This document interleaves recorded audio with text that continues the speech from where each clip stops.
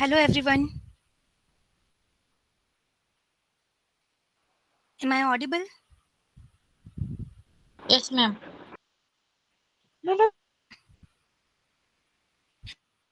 Give me 30 seconds. People are joining. So you have all gone through what we have studied yesterday? Many of people are asking me yesterday about the PPT. We will make the arrangement to provide you.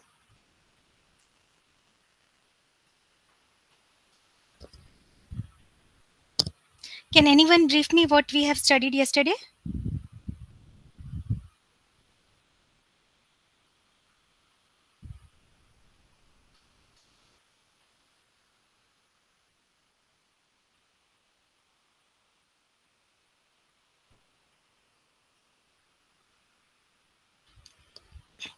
We have discussed intention. What is agreement? What is contract? We have discussed about panctas and servanda. So anyone have idea what is panctas and servanda?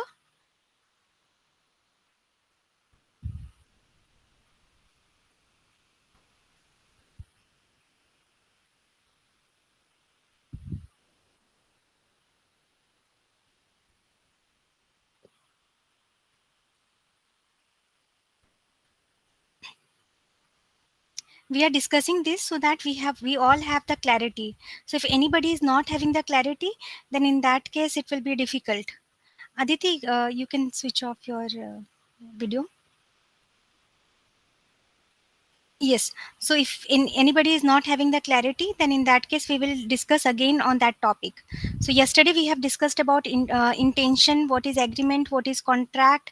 We have also discussed about privity of contract and what is oral contract, what is written contract, conduct, and certain case laws on intentions.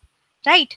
So we have also touched upon what is pancta sunt servanda, what is freedom of contract, why we needed a contract, why not only an agreement is enough, what is enforceability, and also discuss something about the essentials of contract. So I want to understand whether you have understood what is pancta sunt servanda.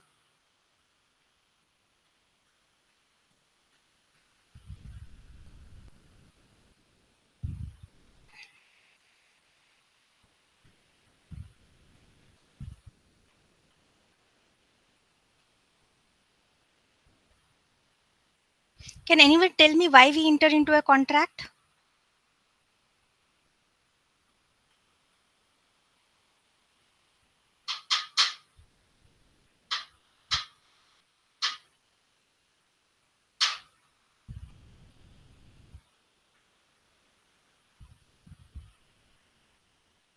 Jaideep, will you able to answer?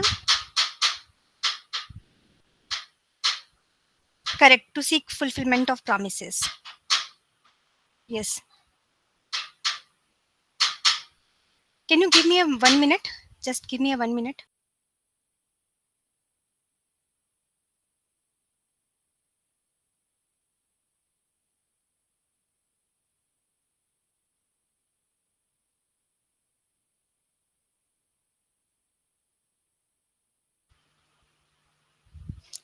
Yes. Yes. Many of you have given correct answer. You can also switch on your mic and also give me answer so that it will be an interactive session. We have discussed about yesterday that we have the freedom to enter into a contract, right? And why the court interferes, why the state interferes, how we will do the enforceability. All this also we have discussed yesterday. We have discussed about at what point enforceability will be seen, not at the time of performance, rather at the time of breach.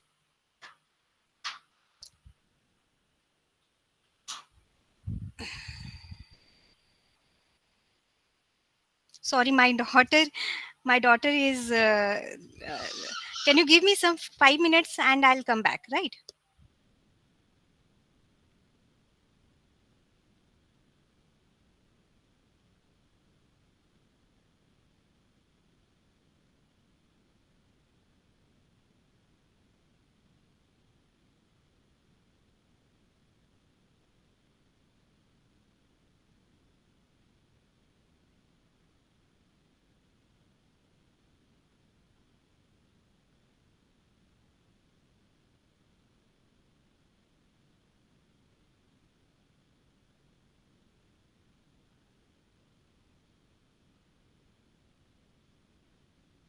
So yesterday we have discussed about oral and written contract, right?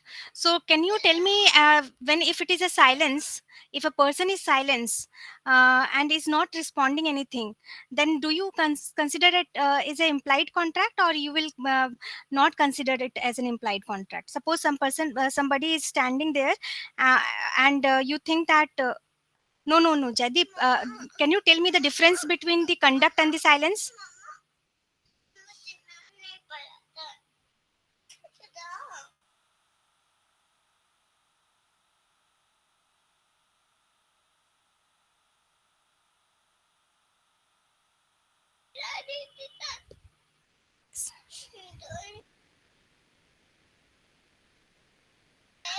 Intention is different thing. When we are saying about the conduct and when we are saying about the silence, then it is a two different thing.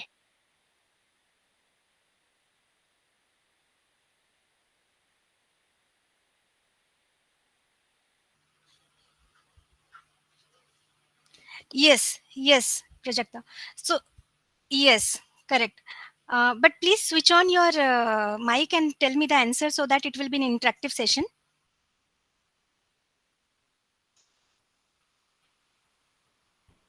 Yes, Prajakta. Yes, Prajakta. So, what happens? See, suppose if you are standing at the bus stand doesn't mean that you are, but you have not no taken the bus. That doesn't mean that you are there to catch the bus. It is not always be true. But if you catch the bus, if you sit in the bus, that reflect it is a conduct. And when there is a conduct, there is a contract. But when you are silently standing there, it doesn't imply that you also mean you might be waiting for somebody.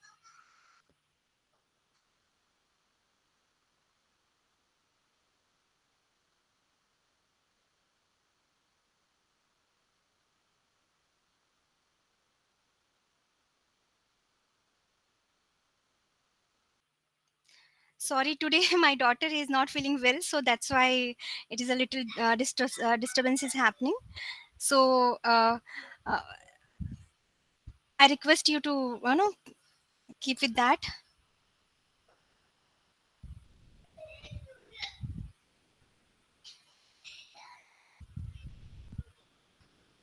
Thank you for understanding. Yeah. So anybody here, if can help me to understand what is the basis of contract law?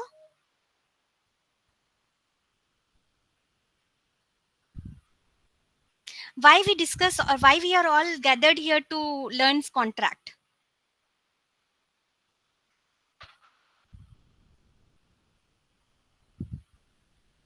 Please raise your hand who wants to answer.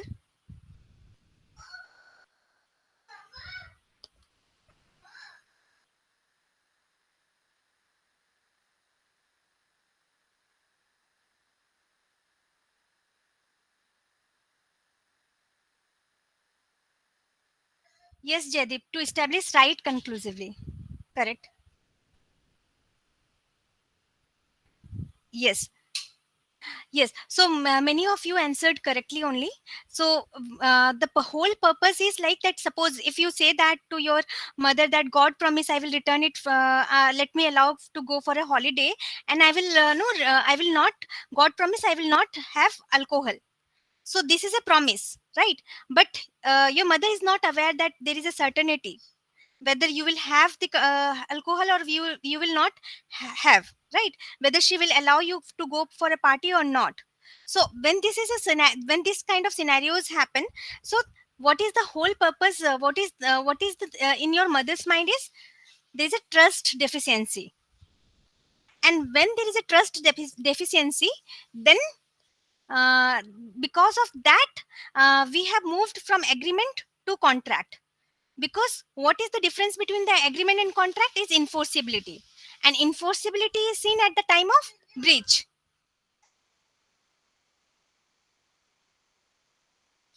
And in order to protect that there is no breach.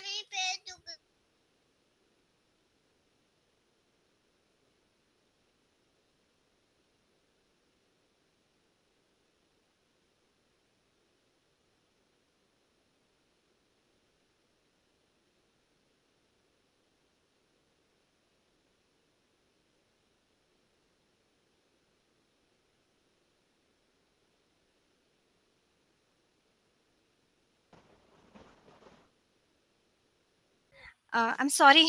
Uh, Please pardon me. Yes. So we are discussing about the certainty, how it will be ensured. For that reason only, we have the contract law. And if in the society, if all the people are making the promise and all intend to break the trust, then there will be chaos in the society. And for that reason, we have the contract law, so that there will be no pain and disappointment, uh, the person who is receiving end. Like, suppose if you have promised that, okay, at the party I will not have a alcohol, but if you have, then what your mother will feel? She has the pain and disappointment from you, right? What your family and the dependents will feel? They also have repercussions because of your action of breaching the promise. And this will also encourage you. If the society accept this kind of behavior, then it will encourage you to further breach the promises. And because of this, we have seen that many of the scams which are happening. So when there is a contract, so there is the person who is at the receiving end has uh, power to enforce it at the right forum, that is in the court. And court will enforce only when the essentials of the contract is there.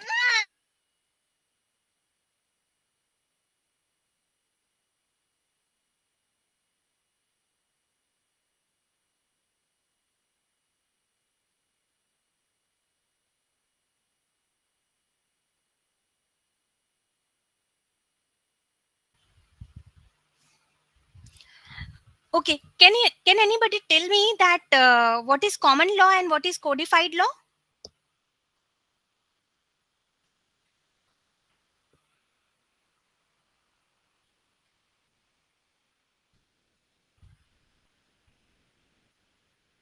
Indian Contract Act is a common law or a codified law?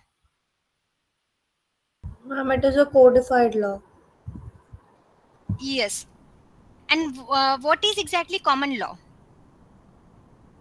What is the difference? Why we Common law is usually based on customs and usages and judicial precedents if it is not codified. For example, torts and correct? The whole concept is unwritten. Like, if it is written, then it is a codified, and if it is not written, then then it is a common law. Because even in codified law, we are also having the judicial precedents, right? yes, ma'am. Yeah. So when we are saying that, okay, only on the judicial precedent, if there is only a judicial precedent, then it is a common law. Then the understanding we have a little no, we are confused with that. So the whole major difference is about your unwritten and the written format. When it is unwritten, and we are no, following through the judicial precedents, or we are deriving through the customs and utility and other formats, then it is a common law.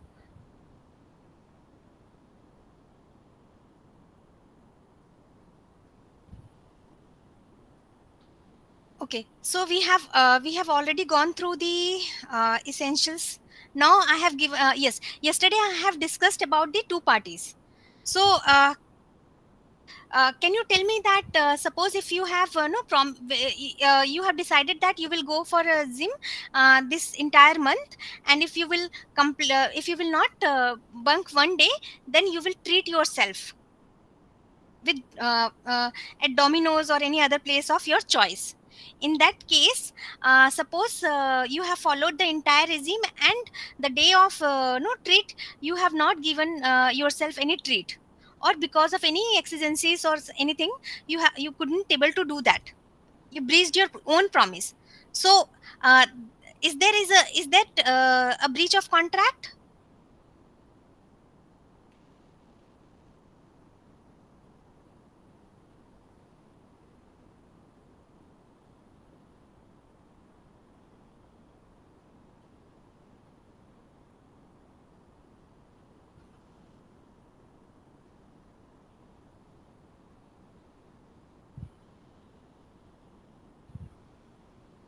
No, ma'am. Yes, correct. So because there is no two parties, you cannot enter into a contract with your own self. So yesterday I have given you a task. So anybody who had worked upon it?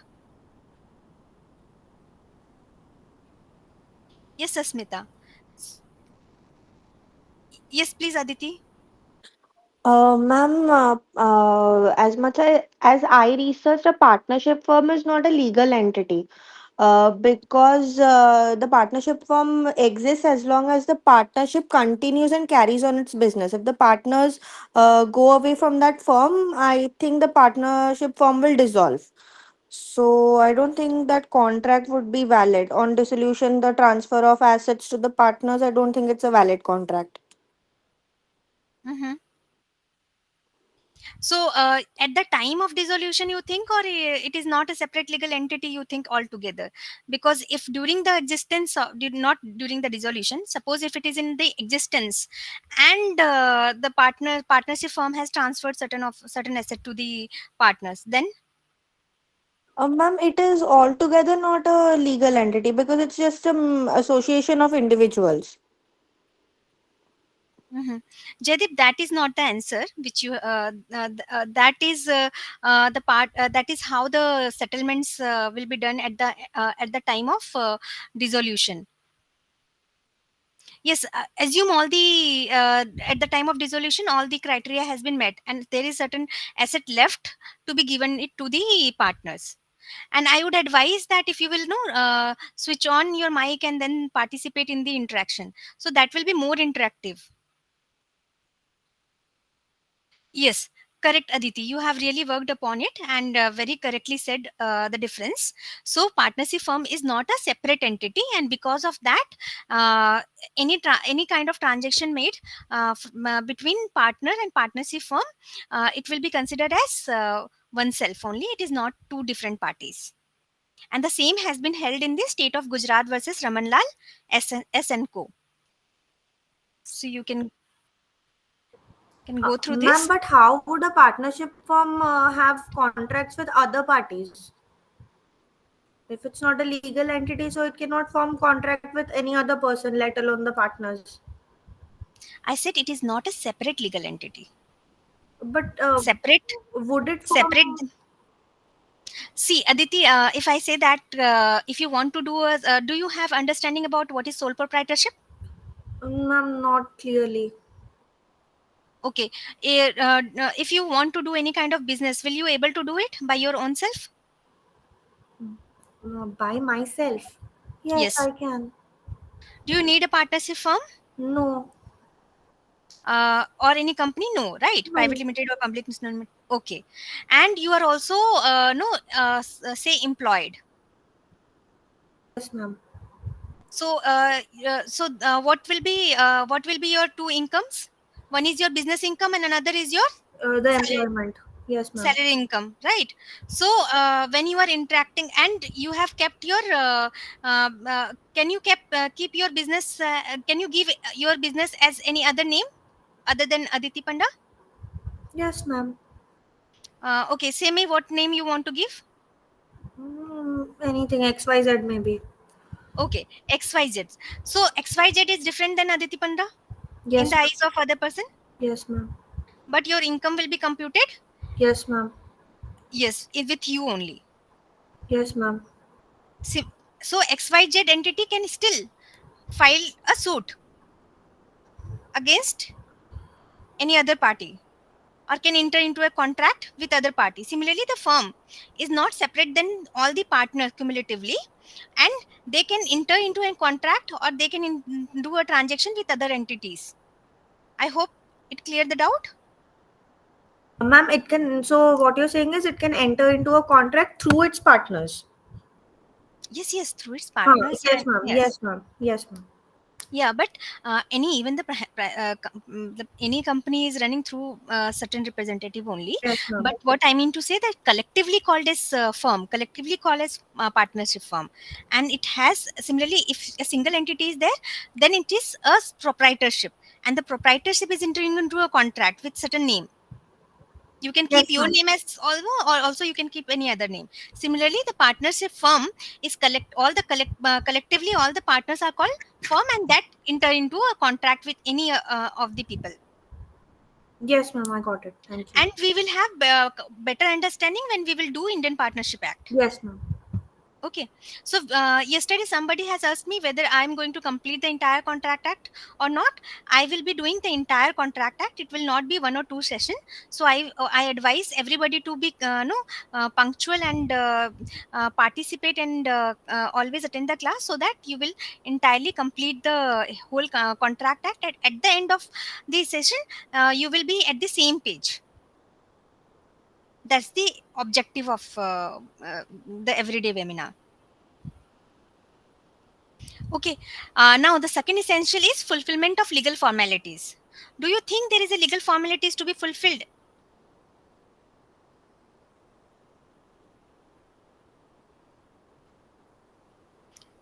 while making a contract? Is there any legal formalities which has to be done?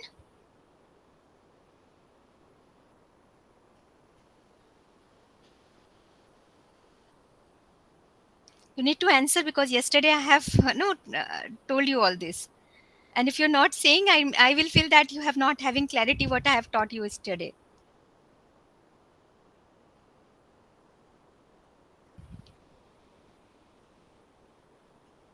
Ayush, you need to switch on your mic.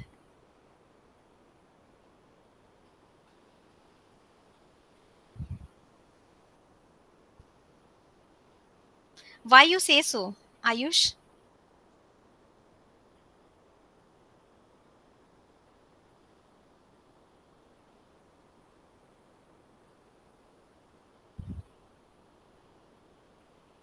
Ma'am, are you talking of the legal formalities in terms of the competency and consent and everything?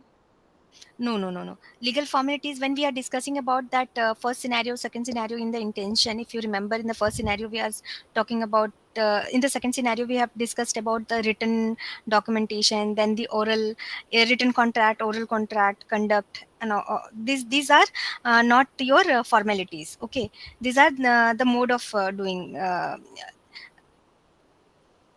Sorry, these are the legal formalities. So do you think any formalities is required, or any just an oral or conduct by behavior the contract can be entered? Or if so, then why there is one essentials which required certain legal formalities? I have given you the example yesterday wherein the legal formalities are required to be done.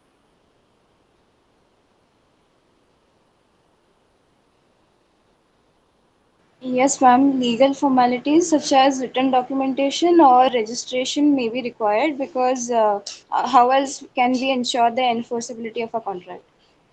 Yes, Ananya, but it is not always there in the special contract. When the law specifically says that it has to be certain formalities has to be fulfilled, then in that case the formalities has to be fulfilled. Otherwise, it is not required for the validity of contract. So I have given you example wherein the family arrangement the of partition, and the entire thing has been discussed orally and agreed upon. Right. So in that case, even if the oral arrangement has been made, it is a valid contract. The validity was not in question.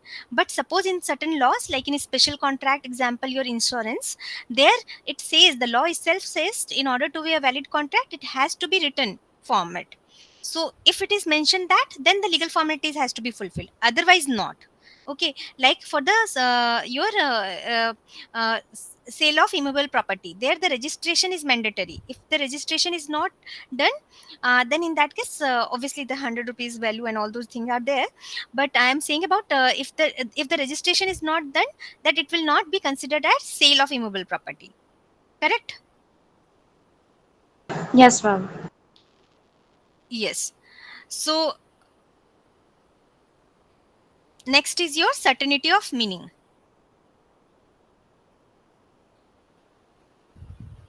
So what do you understand by certainty of meaning? Suppose if I enter into a contract with you to buy certain oil and paid you certain amount, say 100 rupees, and said you to deliver it. So in that case, do you think? Yes, yes, Anshuman. It is an yes, Yes, it is ambiguous. So we are not sure which oil I am talking about. So it is not certain. So anything which, when we, the subject matter should be certain and also definite. Like if if you're saying certain thing, like yesterday I have given you example wherein a mother has called a daughter to return from her office and no, pursue for the law education. For that she is going to fund that amount. And uh, and and daughter has left the left her paying job and returned to her home country and started staying with mother, and she has not cleared her no education degree for what her mother had given a proposal for 10 years. Now tell me whether mother is liable to pay the maintenance amount or whatever the amount has been agreed after the 10th year or not. If the course period is say 3 year and still she has paid the maintenance amount till 10th year.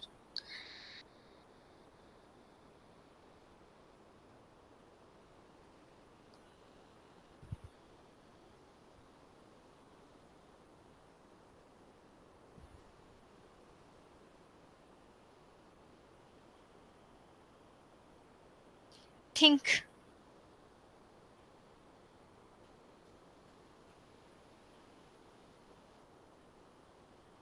No answer.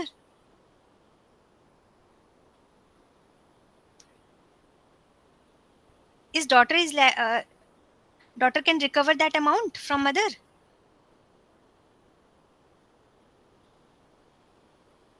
If Ma'am, nobody, you said in a domestic setup, uh, it can be enforced, you were saying. I think yesterday I have given one example wherein I said that one person has performed its part, and the next part is to be performed by the other person. So she has already left the job, well-paying job, and returned to the home country where her mother lives. Okay, in that case, yes, she can look for her promise. Okay, but the course period is only 3 years. She has still no uh, paid for 10th year and still daughter is not able to complete her education. तो उस case में क्या होगा? क्या वो life time तक पे करते रहेगी अगर उसने एजुकेशन अपना कंप्लीट ही नहीं किया?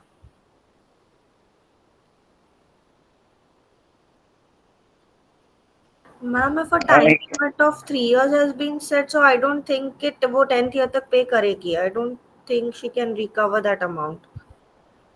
10th ईयर तक तो उसने पेमेंट कर ही दिया है, but yes the thing is here कि हम पूरा टाइम, मतलब there should be certainty of the period, right? It is a valid contract only, but that it should be no full the fulfillment should be done within certain timeline, a reasonable timeline. It can't be indefinite period that she's no expecting that ki her mother is has to bear all the expenditure till her life. So that is another your essential certainty of meaning, which has obviously the timeline as well as the uh, surety of the subject matter, what exactly the subject matter is. And the last essential is possibility of performance. I think it is a very easy essentials. Anybody can no tell me. You have it also, should be practical, yes, I think. correct. Yes, correct. It should be practical. It should be no something which can be possibly done. Like if somebody is saying that through magic कोई treasure Vaser वो he can no obtain it, but that is obviously impossible to do. Yes, capable of being Yeah. performed, correct, Anshuman?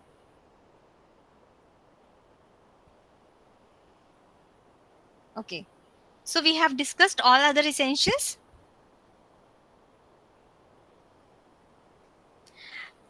Right now we have also discussed about, just now we have discussed about legal formalities, whereas we have discussed about written, right? Yesterday we have said that oral contract are also a very valid contract. So this is, when we are saying oral contract or valid contract, we are only saying about the validity. But in the court, when it comes about the proof versus validity is different. So you don't confuse with proof versus validity. Validity, the contract is valid, but in the court at the time of enforceability, apart from essentials, you have to prove that before essentials are to be seen, you have to first prove there is a contract entered, there is an offer, there is an acceptance, and there is a consideration. The first step, right? So suppose in case if you have gone to a market to buy a vegetable, you have paid 8 rupees to buy Loki. Now you have already paid, and the vendor has refused to give you a Loki. Do you think it can be enforced in the court?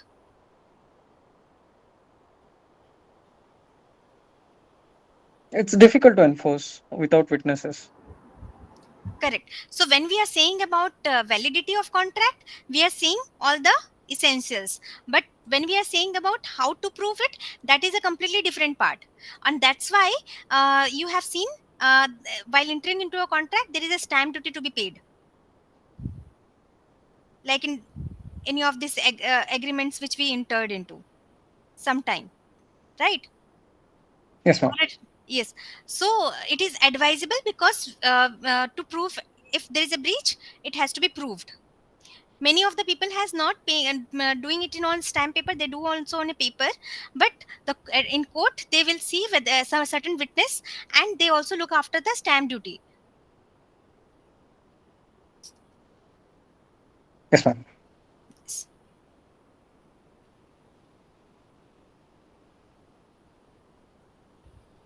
Okay.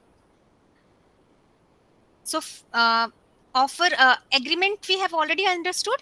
Now we will go to another essential, that is free consent. So what do you mean by free? Uh, there is absence of coercion. One Yes, can there. exercise one's free will. Mhm. Yes, so Uh, we have to understand that our mind should not be subjected to any kind of external force, because of which we have entered into a contract, like coercion. uh, yes, undue influence, fraud, misrepresentation, mistake, all this should not be happening there. And what do you mean by consent?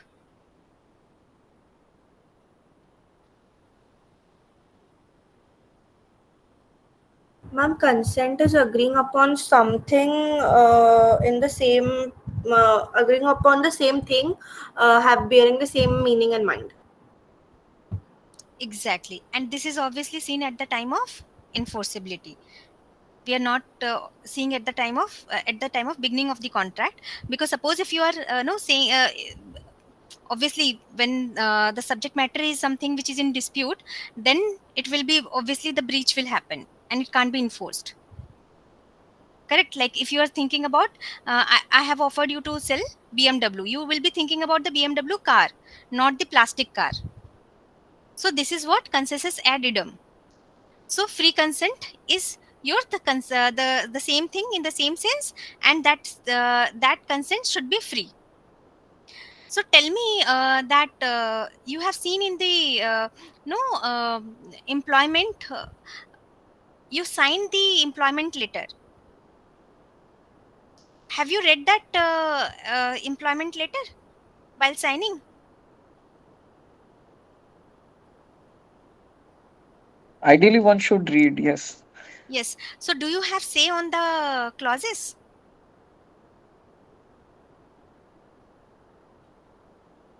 One has to accept or not sign. We don't have a say. So, So do you think it is freely entered? Like what do you think that employment contract has validity or not? Ma'am, we have that option to enter it, or we cannot enter it. So it is free consent. We have the option to sign it or not. Hmm. See, when we say about the freedom to enter into a contract, we also say about the negotiate. Correct. And when this negotiation happen, that or when we have a no discussion, okay, in the clauses, there if there is any kind of clause which is not digestible, then we say that the consent is not there, Yes. but still you sign it. So what about that clause? Have you agreed upon that? If you are signing to it, then yes, we are agreeing upon it. Okay. So a plumber has entered into a contract with the company that if the company will terminate this contract, then he will not do the plumbing activity after that in any of the entity. And he only knows the plumbing work. Okay. He signed that document. Now, after the termination of the contract or employment contract, do you think he has to obey that? Yes, ma'am, because when you sign a contract, if there are like 10 clauses and you don't agree to one, you're still agreeing to the whole thing. Mm-hmm. I don't think you can agree partly on a contract. Okay. Anybody else? Ma'am, the question lies that whether the contract is enforceable. Is if one part is enforceable and another part is not enforceable, then we can apply the blue pencil rule to strike that out. Mm-hmm. No, the contract is already entered. It is about and he has already served, and we are discussing this after the termination. Nobody's nobody's no during the period of tenure they have not disputed on this. So it's taken as implied consent, I guess. Yes, ma'am, it's implied consent. Yes, ma'am. Mm-hmm. Anybody who has differing opinion,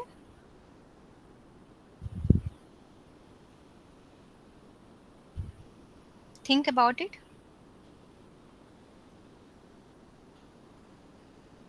Don't you think it will impact his livelihood?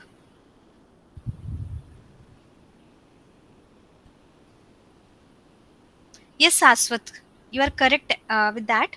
But what exactly? But what in the court he will say? On what ground he will reject that clause?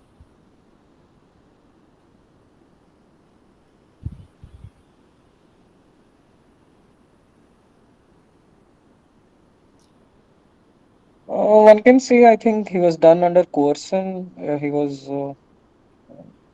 He needed that job for his livelihood. So he was made to sign the contract. Mhm. Yes, Jaideep, you are very much correct, but it is not a coercion. Okay, so you will not say because nobody is put. Because what is the definition of coercion? Is commit or threaten to commit. I think this would be undue influence Ma'am, because if it's for a certain time, then it's valid. But it's for the lifetime, then it's not valid. Correct, Saswat, you are completely correct about that. It is if it is for the reasonable time, we will not say that certain time Yeah. will and reasonable time differ with respect to different profession.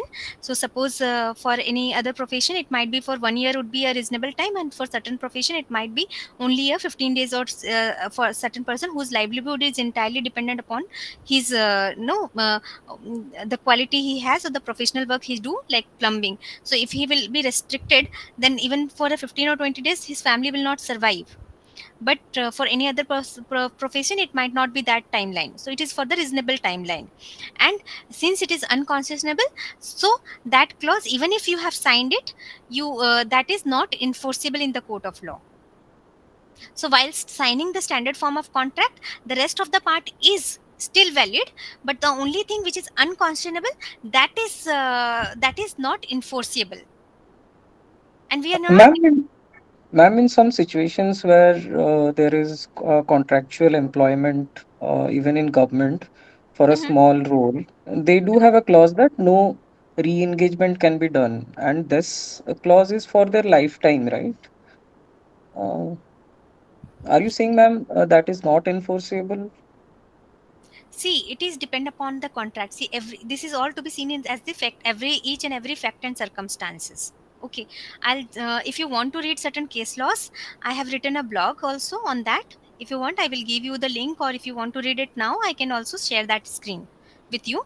But the example which the case which you have put in, here it is not to be said that it is unenforceable, because it is restricting only to that entity. He can still do the same work in any other entity, right? Understood. So it has to be seen with each and every fact, and we the main reasoning point is here it should not be unconscionable. Okay. And upon the standard form of contract, there are many other contract like which you enter into, like say in the in internet, now you have seen the Gilby art, which you are have any of you has tried that? Yes, ma'am. I think all of us have tried it. What is the art name? A Ghibli art. Ghibli art, yes, yes, yes. So before that, there is a trend wherein people are trying one Russian app, wherein you will be, seen what how your face uh, will be in future, like when you become old, or when how it was in your childhood, and the time with each timeline there is how you are looking, right? Anybody has tried that?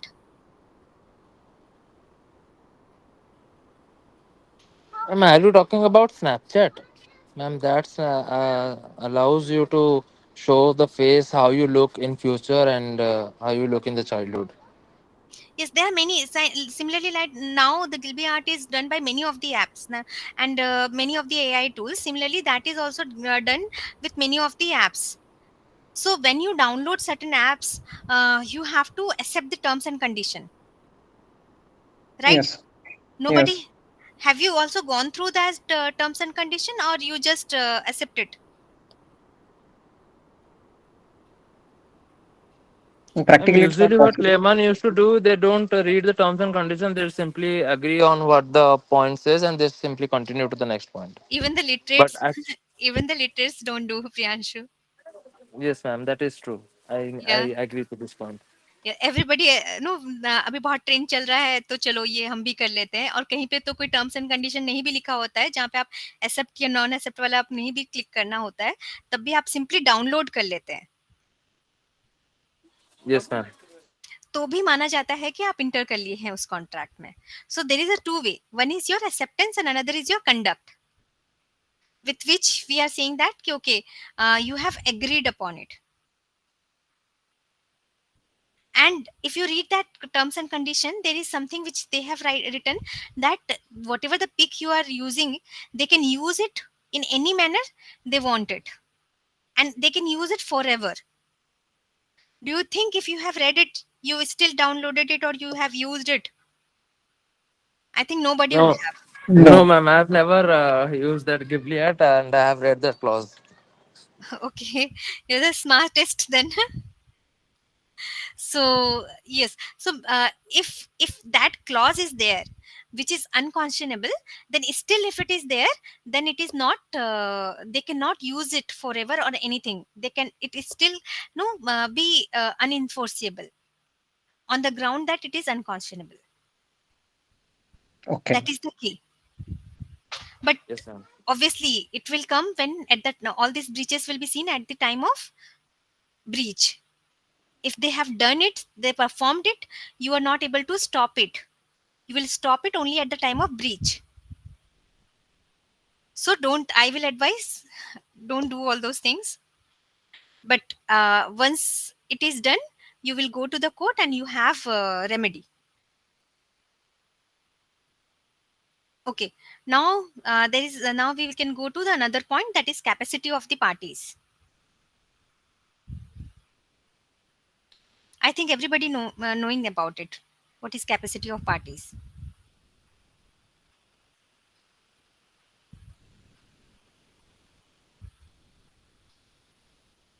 Capacity to everybody knowing. Yes. So सबको पता होगा कि major होना चाहिए, right? Minor के साथ हम contract में इंटर नहीं कर सकते हैं. सेकंड पॉइंट क्या है? One should be of sound mind. Okay, Okay, so one should be a sound mind. So if somebody is unsound and for certain period of time he's sound mind, then at that time can a contract can be entered. Yes, ma'am. Yes. Okay, and one is sound mind but certain time for a certain period of time he's unsound, that time during that time period he or she cannot enter into a contract. That is clear. Now the third point is, Ma'am, he should not be disqualified by law. yes, of the country in which he or she is a subject, not any other. And lawful consideration and object,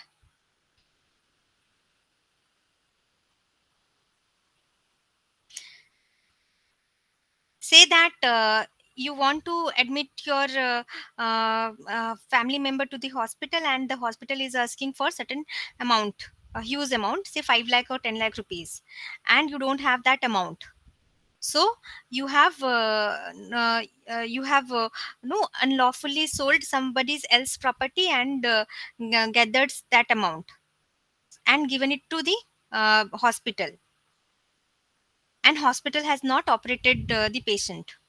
In that case, will you able to enforce that?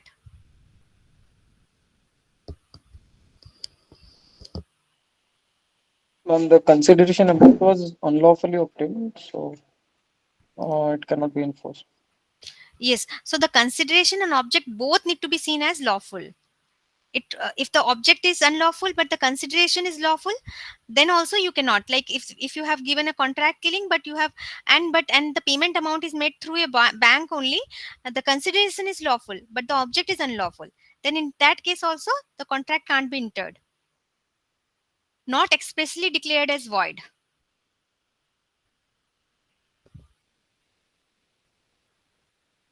Like a contract with a minor, it is especially declared as void.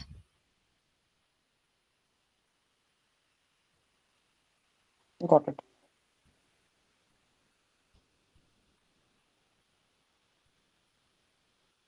Okay, type of contracts: express, implied, we have mostly discussed about it. Can you tell me what is quasi contract?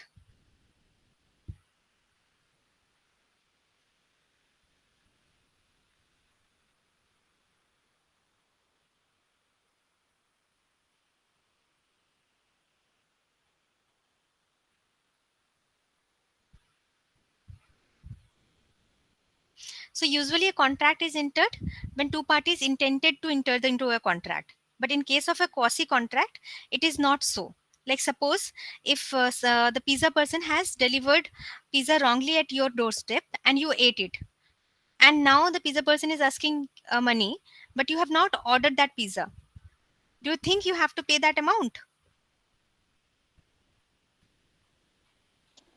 Yes, ma'am, you Yes, have ma'am. to pay the amount. On what ground? Mm, Ma'am, because even if we have not ordered the pizza, we have accepted it and kept the pizza with us, so we have to pay the amount. Correct. So it is now this contract is made because of operation of law, because you nobody is no take the benefit of it. So even if there is no mutually discussed agreement or a contract, but unjust enrichment should not be allowed by the court, and due to the this operation of law, you have to make the payment, and that's the foundation of quasi contract. That it is regulated by operation of law and not by the freedom of contract, like mutuality is not there. And we will discuss this quasi contract also in detail, it is a complete different chapter. So a brief idea is this: what is e contract? agreed upon electronically, like you give an example of this Ghibli art contra agreement that we sign. Hmm. Yes, correct. And we also do certain contracts sometimes through email, through sometime we just no accept it, that while doing the admission we do all this form filling and everything through a medium of internet, like. So that time we are just we are not downloading anything, but we are doing admission through a mouse click, like wherein the admission is happening. So that anything which is done through electronically, like if you are signing, digital signature is used, if you are using it that, and you are making a contract, like then in that case is also, it is e-contract. Anything which where the medium is electronic, that is called as e-contract, and not only this cyber contract.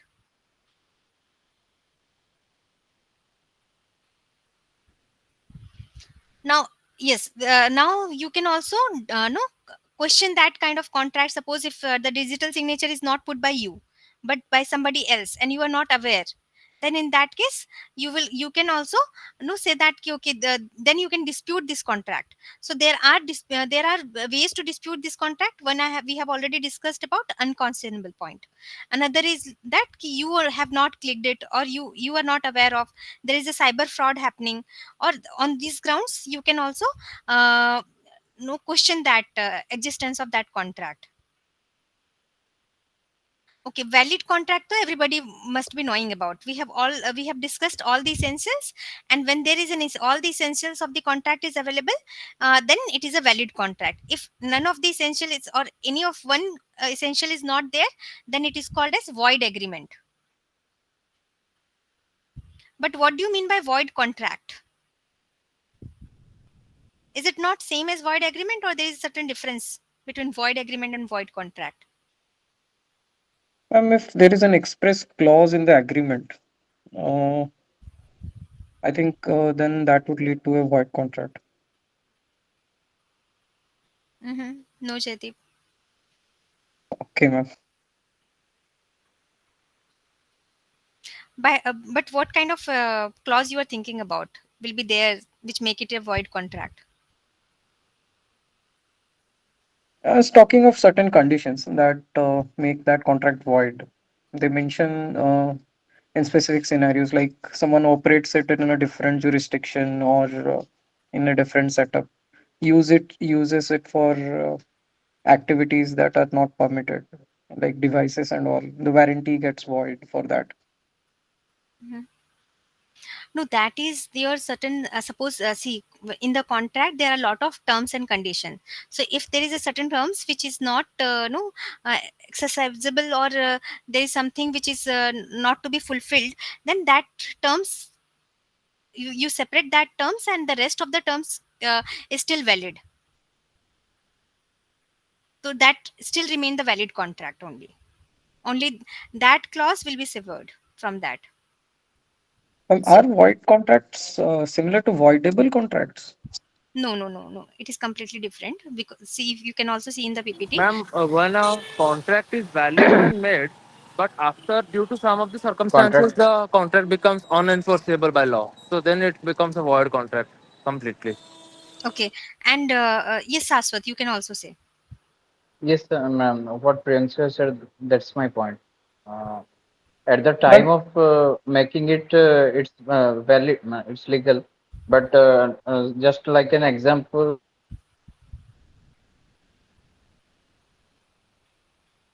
Yes. Are you are you trying to say you are unmute? or maybe it's a network issue. Ma'am, are you talking of force majeure scenarios like it's the performance cannot be like in an event of a disaster or something, and somebody has agreed to perform something? Force measure is like it is for the certain timeline. It remains. It's not for a permanent timeline, right? Force measure is like, okay, because of certain something which is not in the hand, and for certain duration, that force measure clause is there, wherein there will be no penalty will be imposed because of that reason, right? What? Yes, Samikhya.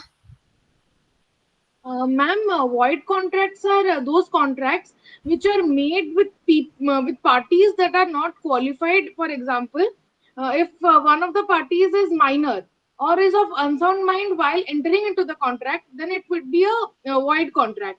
Whereas voidable contracts are those contracts where, for example, free consent is not obtained. So the parties whose consent was not free, it is voidable on his part, and he can later on to take it to the court and say it is that I have not given free consent. hence to declare the contract as void. Mhm. We will come to voidable later, but Jaideep, you are close, and Samikhya, that is not the thing. So if you are entering into anything, any kind of agreement with minor or unsound mind, it is void of an issue. Not the contract itself is not there. But when we are saying about the void contract, it is as Priyanshu and Saswat said, it is valid at the beginning, but later it is not. It doesn't remain valid. So Jadip, you are little close about it, like if the possibility to perform the contract is not there, it becomes impossible. Like if the subject matter of the contract at the time of the contract was there, but later on it is not there, then anybody cannot fulfill the contract. Yes, Priyanshu. Yes, yes, ma'am. Like in void a contract, if a man is going to deliver some type of item to a receiver, and by the time the law changes and it says that that kind of substance cannot be delivered anymore, it is banned. So that becomes a void contract. Correct. So but here there is a catch word is at the time it becomes void uh, because of impossibility or any other circumstances, says change of law. Earlier maybe the trading, now you might be having an idea about that, possession of till 10 gram of ganja is legal, but if somebody is no having that beyond that, then it becomes illegal. So say the change of law happened, and when now the law is saying that buying till 5 gram is valid, but beyond that is not, then in that case also it become a void contract. So at the moment when there is a change of law or impossibility happen, that time we will consider it is void from the beginning only. But during the period when the impossibility and performance change of law has not happened or any other reason, during that duration it is valid. Ma'am, possession of any quantity is illegal, no? No, till 10 gram it is valid. You go through that and let me know tomorrow. Okay, okay. Yes. And voidable contract. So can you tell me what is the difference between revocation and rescind?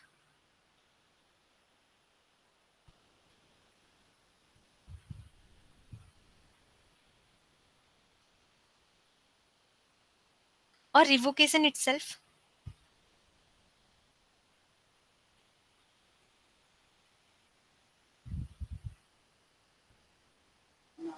Ma'am, Revocation.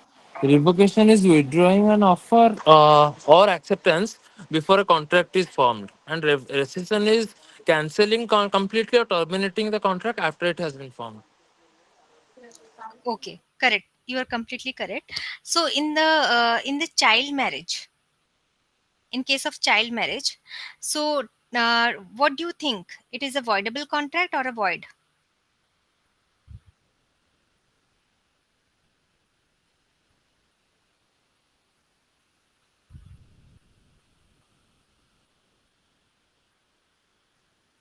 And Suman, you need to answer me. Ma'am, I guess it's voidable contract. It's not void actually. Unless some specific exceptions apply, it's voidable. Mhm. Okay, so you are saying that it is valid at the time of marriage. So suppose a girl child is married at the age of 16. At that time, until unless she will not rescind it, it is valid because offer acceptance everything happened. She has married with on her own will. Okay, so revocation is not possible. It is a case of rescind. So after she turned into a major, she decided that she doesn't want to continue that marriage. At that time, she exercised her right, and she is declared as a divorcee, or she is declared as an unmarried woman. Yes, ma'am. What exactly is it, a divorce, or is it the status will be unmarried?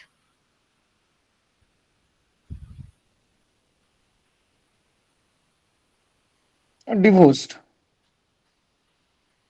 Think about what exactly the voidable Ma'am, contract. unmarried. I'm unmarried because a minor. It was against the minor, so the marriage was between the minor. So it was never legally bindable by the law. It was. Uh, Okay, yes, I think yes. Yes, so it is not necessary to be minor only. What I'm trying to say that when we are saying the voidable contract, when it is rescind, or when it is, the exercise has been exercised by the person in the hand of the aggrieved person, then at that moment, when it cancels, we will say it void ab initio. Until unless the exercise by the aggrieved person is not done, that he is not rescinding that contract, then it is valid. So and what do you mean by void of an issue? There is nothing in between happened. So he or she will be at the time of what the status of that person is there, that will be remain at the time of such instance happened. So she is unmarried because there is no marriage itself. It is void of an issue the moment she is denying that there is a marriage.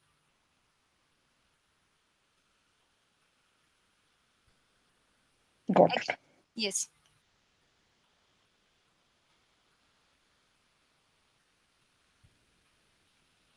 Okay. So in what situation contract is voidable? Many of you have already answered me fraud, misrepresentation in the beginning of the class, fraud, misrepresentation, and your coercion and undue influence. Any other criteria you think wherein the contract is said to be voidable?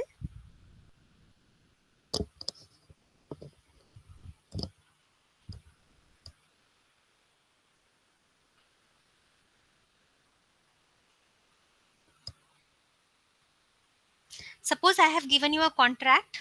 Suppose I have given you a contract to perform certain work, like say the construction work to be done, and you have agreed upon that. But on the day when the activity has to be done, you are absent. Then it is non-performance. But you punctually came on that day with all your tools, but I have not allowed you to perform, or that means I have prevented the performance. At that time, in the hand of you, it is voidable.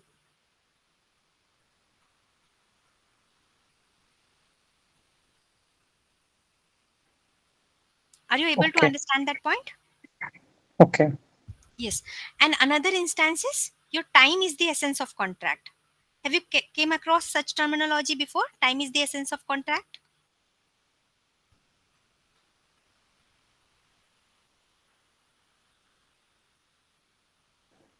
Time is the essence. It's a very general term, but not in terms of contract. I haven't. So what do you mean by time is the essence? The Ma'am, fulfillment, the fulfillment need I'm to be in a reasonable performing time. an obligation in the specified time only is the fundamental term of an agreement. So if there is any delay in that, so it will amount to a breach. So that is the legal principle, I guess, under section 55. I am not sure about that. Okay, and what Jaideep you are trying to say? Similar thing, ma'am. Okay, Samikya. Ma'am, in certain cases where the time is really very important. For example, if there is a heart transplant needs to be done and the heart needs to reach from place A to place B within 5 hours, and it reaches after 6 hours, let's say, here as the time was the essence. So, ma'am, here it was a problematic situation and the contract is voidable. Mm-hmm. Okay. Yes, so everybody is correct about that. Saswat, you are also correct. So, in this scenario, it is voidable at the hand of the person who has given that clause that time is the essence for him or her. So, if suppose during that timeline also, if the other person has not performed it, it is voidable in the hand of the person who is aggrieved by that breach. So, either you can wait for the other person's timeline, or you can still know you have an option to rescind that contract. Okay, so in this three scenario, uh, the void, it is in all these three scenario we have given, we will understand this as a voidable contract.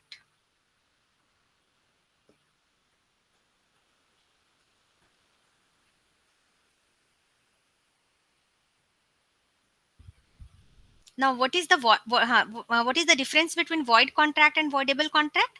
The meaning we have already discussed. Enforceability, we are aware about that. In the void contract, the enforceability is not possible when it is because of the change of law, or the subject matter is not practically or is destroyed. At that time, you cannot enforce it. But when it is valid, that time you can enforce it. Voidable contract enforceability is possible only when it is if that right to rescind is not exercised within certain reasonable timeline.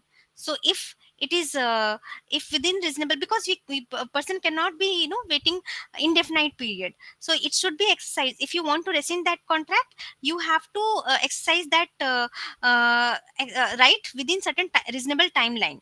And if you're not, then later on you cannot rescind it, so it is still enforceable. The rest of the point we are already aware about it.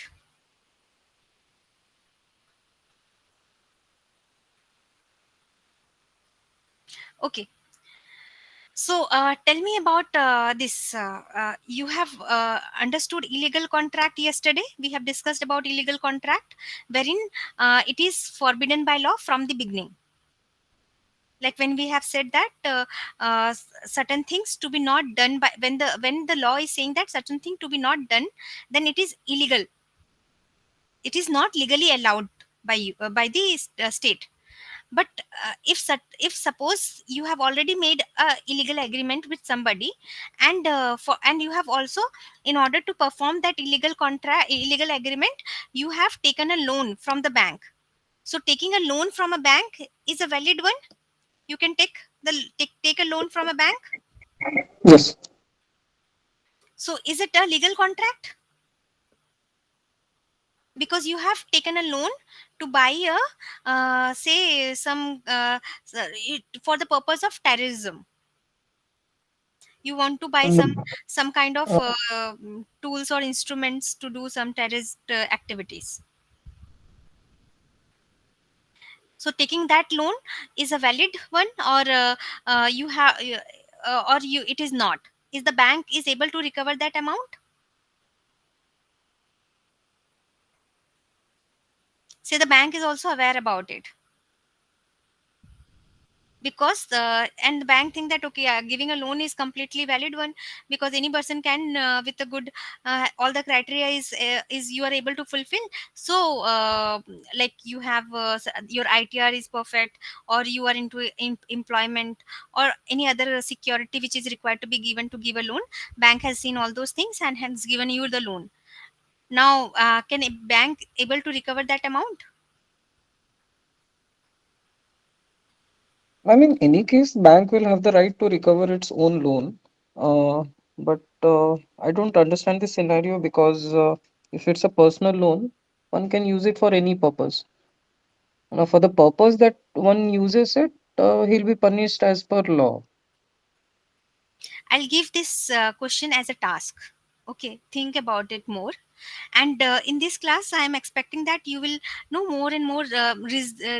Try to think and know explore what more options can be possible, and try to have a reasoning behind your answer.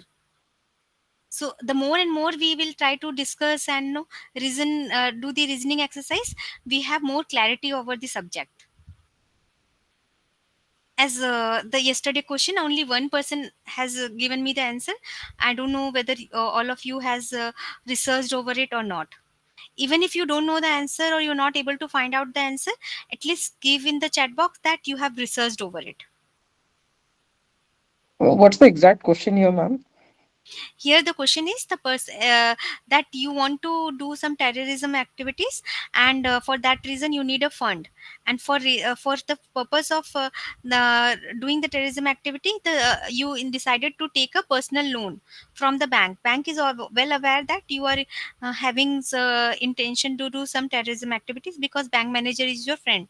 Now the bank has given that loan to you, and you are pretty well having very good salary in the very good place you are recruited, and you have awesome ITR filed previous 3-4 years, which are the requirement of the bank to give the loan. Okay, and bank has given you that amount. Now whether bank can able to recover that amount if you deny it?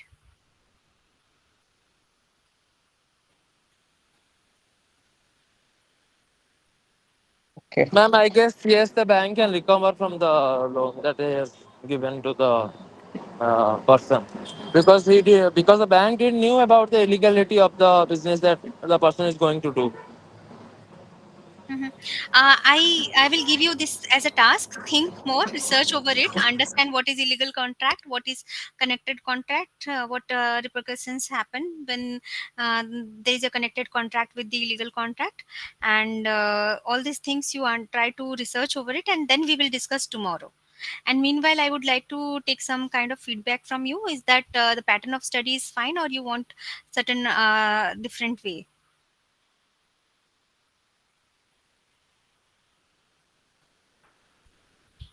I think all of you are preparing OGS or any other examination.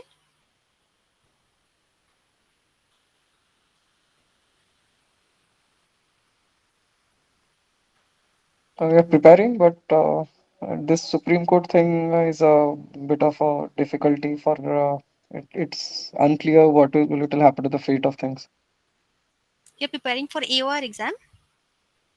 No, ma'am, the Supreme Court recently, the experience thing that they are thinking of Okay, implementing. okay, okay. 3 year experience. See that those things you don't ponder about, but all of you are preparing for OGS or any other examination. This is the question. For OGS and ADL. Okay. Anybody who is not who is preparing something else apart from OGS and ADL?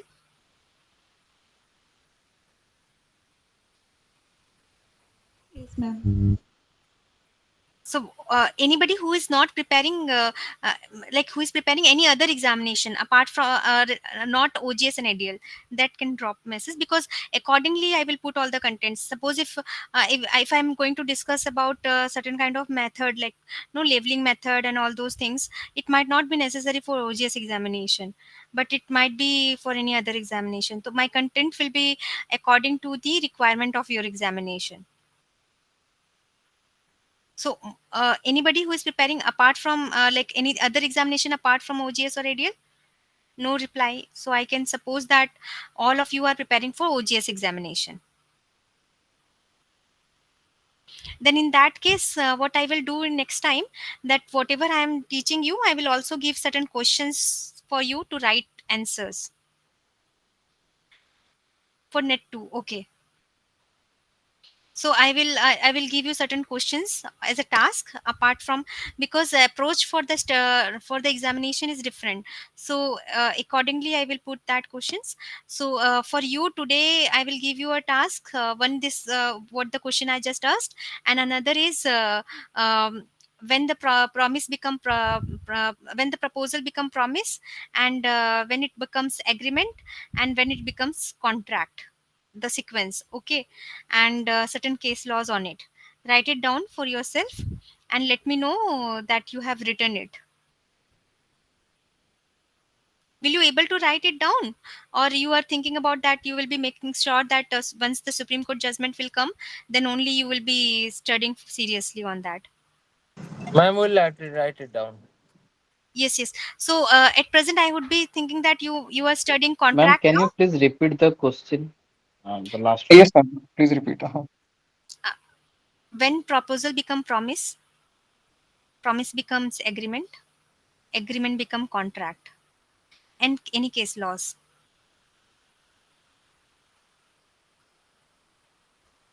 So I think it's a 25 marks question.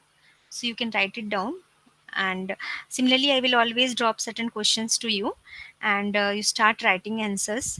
And I think you must be studying contract law. So since we are here gathered for contract law, so apart from this time, later of the other period also give certain time on this contract law, so that meanwhile with this duration itself, you will also complete the subject entirely. Okay, so time is over.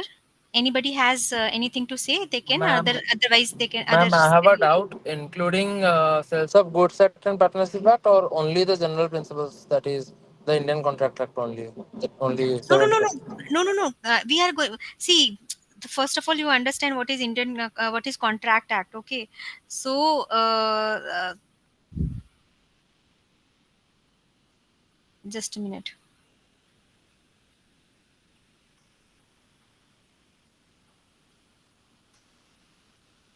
So Indian Contract Act, we have all this general principle of law of contract.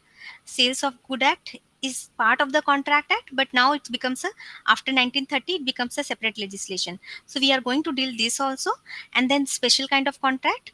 These are also contracts only, and the partnership, which is the became separate legislation in the year 1932. So we are going to cover all these things, and the negotiable instrument. What is there in our OGS, everything we will cover it. Okay, ma'am. Okay. Now, since the crowd is mostly for the OGS, then I will keep my content according to that level only. Yes, ma'am. Anybody else has any question? That person can remain, and the rest can leave. And yeah, and any kind of no feedback or any kind of suggestions or anything else you want to tell, you can let me know. So the next sessions I will structure it accordingly. Ma'am, one suggestion, when you're posing these questions, if you can put up in the slide, it will be quite easier for us to answer it. Okay. That I would actually have no I have not planned such questions. It is while the okay. yeah. So if any of the such questions if planned, then I will put it up. But if it is during the, because while discussions we also understand what you are no having understanding of the concept, and accordingly the questions are formed. Okay, ma'am. Ma'am, how are we supposed to submit the answers? Today you asked us to prepare a 25 marks answer on this. Mm-hmm. So you need to judge your answers by yourself, because you are also you are getting the question. This question is very simple question. So any kind of tricky questions wherein you need think that okay, you need my help to understand the correct answer, then I will be reachable. Okay, ma'am. Ma'am, Hmm. ma'am, in tomorrow's session, can you please provide a sample question for sample answer for the question that you have given today? Okay, so the thing is like whenever you are writing any answer, there should be one introduction, then the body, and the conclusion. So conclude, it should not be like you will be writing introduction and then you are writing that part, and then body, and then the conclusion last you are writing. No, it should flow like this. Or if there is Okay, any, ma'am. this is the structure, and in between, wherever the case laws is required, you have to put the case laws, and the illustration is required wherever you have to put that illustration. So the answer should be in a see, try to not see and write the answers. You have to, everything should flow from your own mind, and understand the answer. Like if you have understanding, like yesterday if you say what is agreement, I have discussed with you. No, anybody now has to give that exact answer right away, because if you have an understanding, you will able to write it down also. No mugging up is required.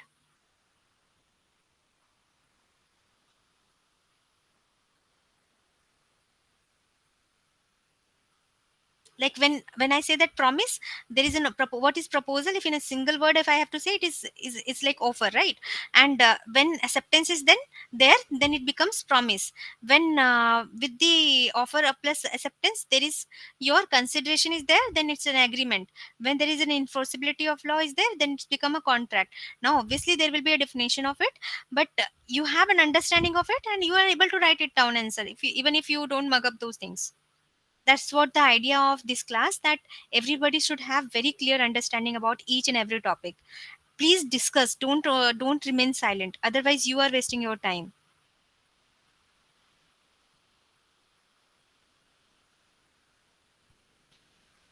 Okay, I think we Okay, should ma'am. end. No suggestion or any feedback, like it's all fine the way we are going. It's fine to me.